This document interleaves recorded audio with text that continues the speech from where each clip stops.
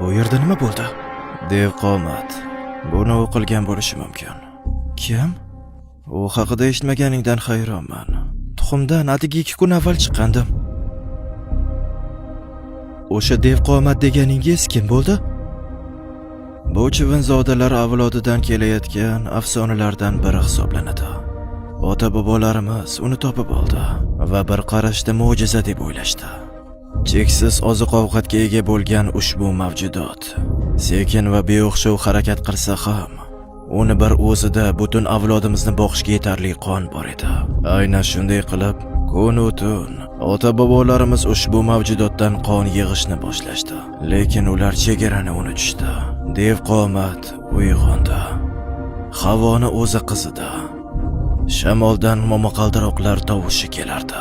Xuddi Xudo bizni qirib tashlash uchun iblisni yuborgandek bo'ldi.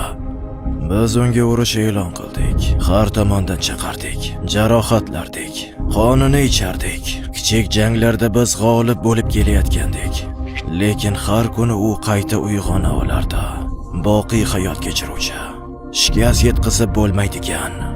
Asrlar davomida biz u bilan kurashib kelsak ham hali hech qachon uni yengilganini ko'rganimiz yo'q. Quvonishing mumkin, bolakay. Uni ko'ra olmay hayot kechira olsang quvonishing kerak. Chunki uni uchratgan kuning u sen ko'rgan so'nggi narsa bo'ladi.